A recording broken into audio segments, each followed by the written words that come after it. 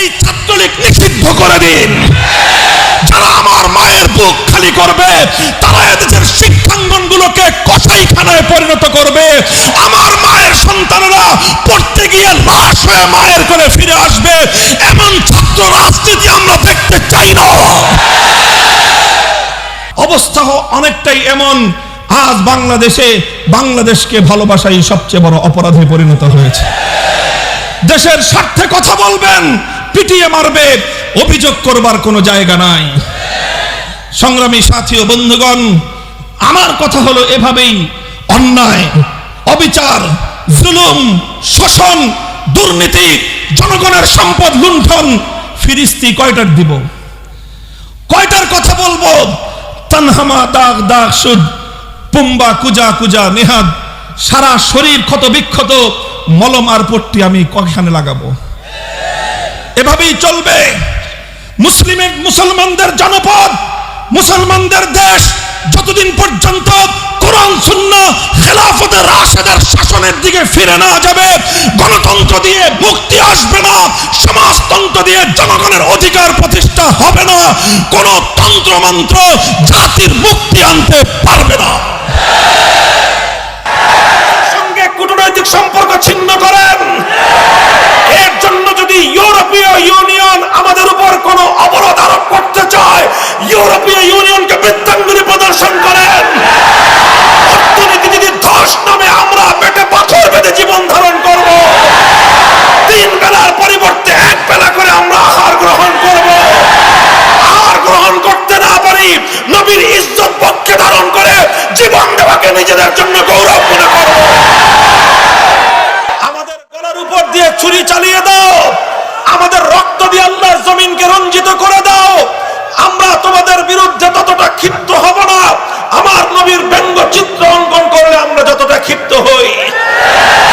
আমাদের বুকগুলোতে বুলেটের আঘাতে তোমরা ঝাঁঝরা করে দাও, আমরা আমাদের বক্ষগুলোকে তোমাদের সামনে পেতে দেওয়ার জন্য প্রস্তুত রয়েছি।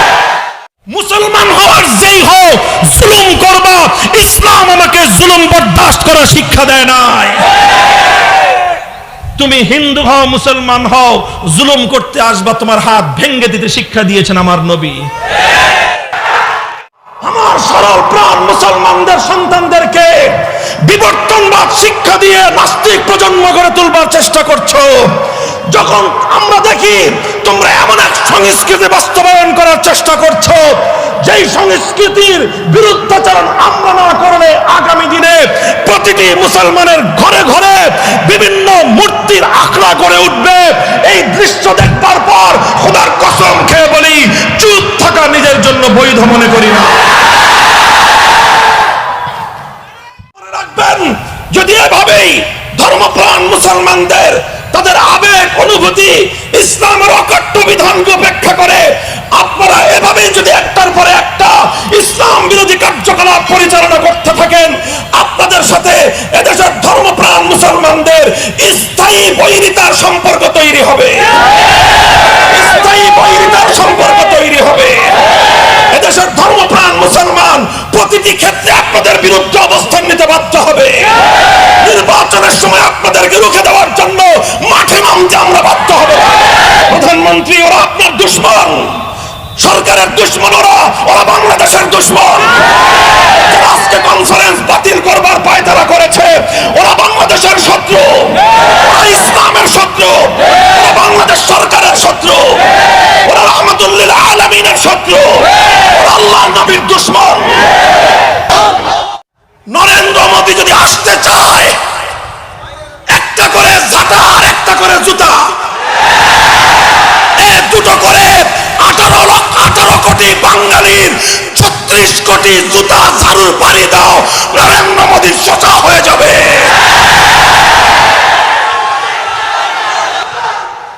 আমরা যখন দেখব আল্লাহর ঘর ধ্বংস করে, মসজিদে অগ্নিসংযোগ করে, আল্লাহর কোরআন জ্বালিয়ে ভস্ম করে দিয়ে, মসজিদের মিনার থেকে আজানের মাইক খুলে ফেলে হনুমানের গেরুয়া পতাকা তুলে দেওয়ার পর সেই খুনিকে কোন সম্মানের আসনে বসাবার চেষ্টা করা হচ্ছে, আল্লাহর ঘরের ইজ্জতের হেফাজতের জন্য কিয়ামত কায়েম হয়ে যাবে।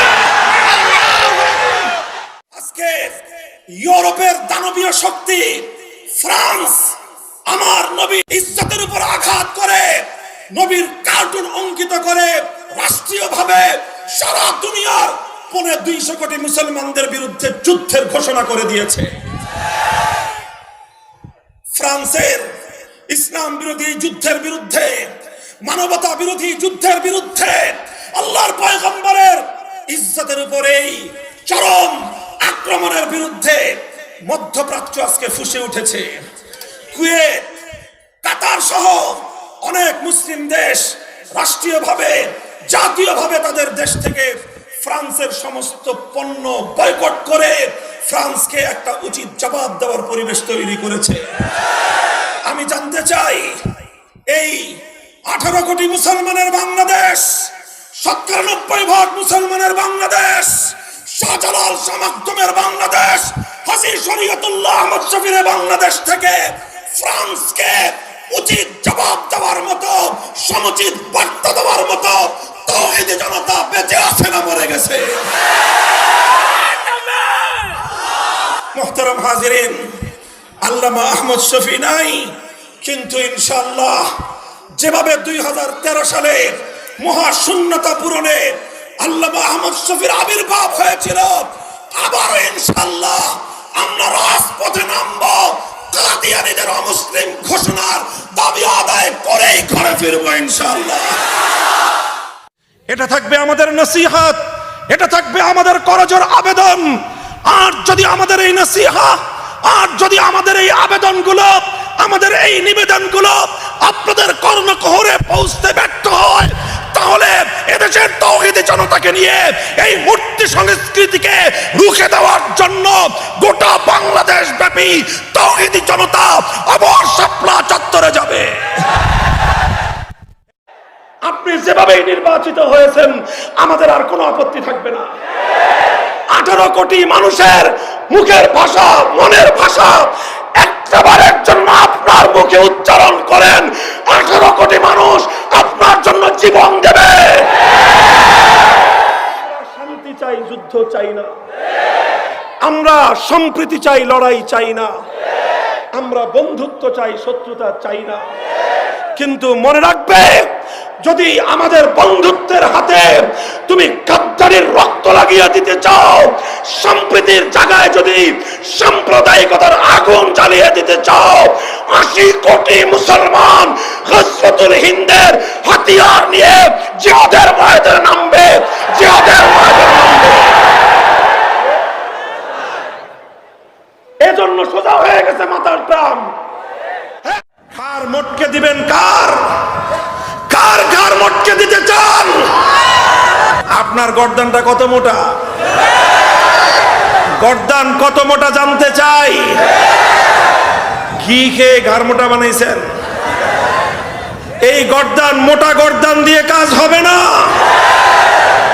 যদি ভাষা, নম্র ভাষা ব্যবহার করতে না জানেন, সভ্যতা ভদ্রতার শিক্ষার যদি অভাব থাকে, আপনার মন্ত্রিত্বের ঘাড় এদেশের মানুষ মোটকে ছাড়বে ইনশাআল্লাহ।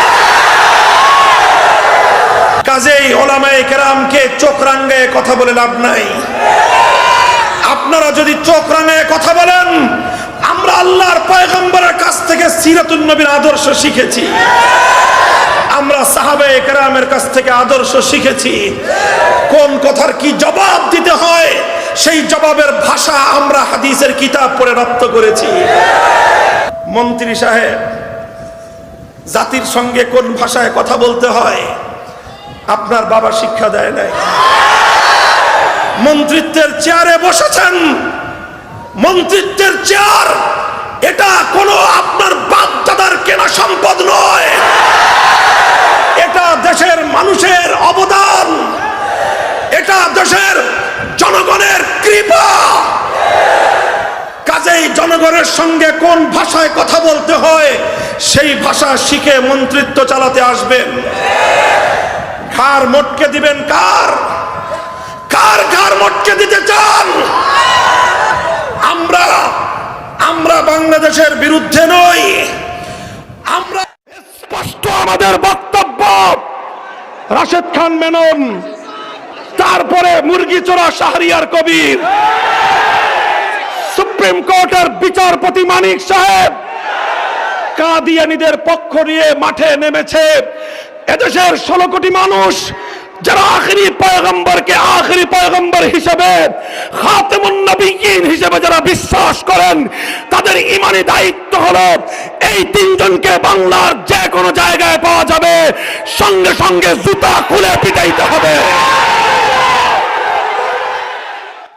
গর্বের সঙ্গে বলি, ওপেন চ্যালেঞ্জ নিয়ে বলি, মাতৃভূমির মাটিতে দাঁড়িয়ে এই ভূমিতে জন্মগ্রহণকারী এক সন্তান, কথা বলবো এক আল্লাহকে ছাড়া দ্বিতীয় কাউকে পরোয়া করে কথা বলি না। অনেকেই কওমি মাদ্রাসা নিয়ে,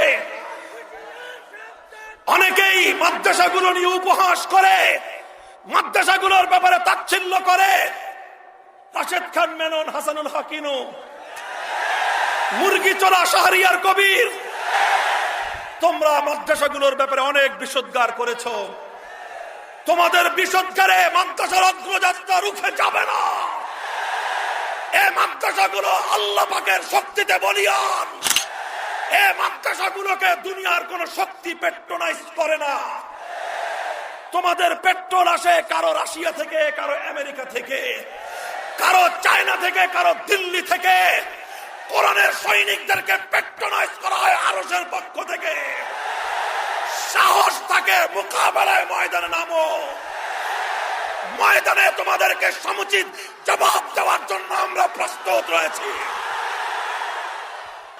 পরিষ্কার কথা, কাদিয়ানীদের পক্ষ যারা নেবে, রাশেদ খান মেনন গোটা বাংলাদেশে অবাঞ্ছিত ঘোষণা করেছে।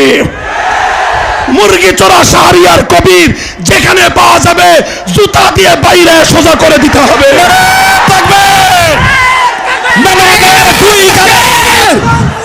জুতা মারো তালে তালে, শাহরিয়ার কবিরের 2 গালে জুতা মারো তালে তালে, জুতা মারো তালে তালে।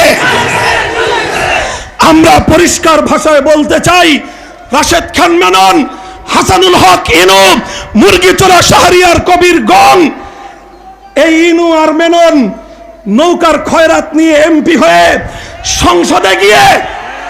সংসদে গিয়ে খতমে নবুয়তের বিরুদ্ধে কথা বলবে আর কাদিয়ানীদের দালালি করবে। পরিষ্কার বলতে চাই, নাসিমের মুখটা সামলায় রাখেন। বসেন বসেন, কথা হবে আজকে পরিষ্কার। এটা আহমদ শফির দেশে কাদিয়ানীদের দালালি করে সংসদ ভবনে কাউকে থাকতে দেওয়া হবে না। যদি আরেকটা যুদ্ধের প্রয়োজন হয়, আবার শাপলা চত্বরে যেতে কারা কারা প্রস্তুত? আমার যে আরজু, আমার যে আকাঙ্ক্ষা, আমি দুর্বল মানুষ, আমল টামল বলতে তেমন কিছুই নাই। জিন্দগির 1 শতাব্দী অতিক্রান্ত করে জীবনের পৌরত্বের দ্বার প্রান্তে উপনীত এ পর্যায়ে এসে শুধু আজ আমার আগামী দিনের সন্তানদের কাছে এই আবেগ আর এই আরজু আমি ব্যক্ত করতে চাই। আমি অনেক বড় বুজুর্গ নই, অনেক আমলওয়ালা কেউ নই, অনেক এলেমওয়ালাও কেউ নই, তবে আমার হৃদয়ের আকাঙ্ক্ষা হলো আমার নাম যুগের ওই সমস্ত আলেমদের কাতারে লিপিবদ্ধ হয়ে যাক, যে কাতারে ইমামে আজম আবু হানিফার নাম ছিল, যে কাতারে ইমামে মালিকের নাম রয়েছে, যে কাতারে ইমাম আহমদ ইবনে হাম্বলের নাম রয়েছে, যে কাতারে ইমামে বুখারীর নাম রয়েছে, যে কাতারে সুফিয়ানে সাউরীর নাম রয়েছে, যে কাতারে ইবনে তাইমিয়ার নাম রয়েছে, যে কাতারে শাইখুল হিন্দ মাহমুদ হাসান দেওবন্দির নাম রয়েছে, যে কাতারে শাইখুল ইসলাম হুসাইন আহমদ মাদানির নাম রয়েছে, যেখানে শাইখুল হাদিস আল্লামা আজিজুল হকের নাম রয়েছে, যেখানে শাইখুল হাদিস আল্লামা জুনায়েদ বাবুনগরের নাম রয়েছে, তাদের কাতারে শামিল হওয়ার জন্য শাহাদাতকেই নিজের জীবনের চরম পাওয়া হিসেবে বিবেচনা করেছি।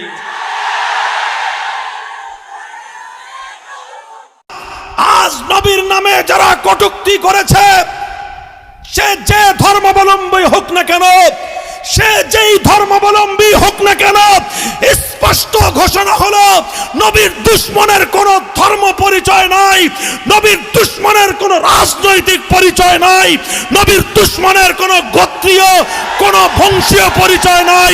নবীর দুশমনের একটাই পরিচয়, ও মানবতার দুশমন, ও বিশ্ব সভ্যতার দুশমন, ও আল্লাহর নবীর দুশমন, সে আমাদের জানের দুশমন।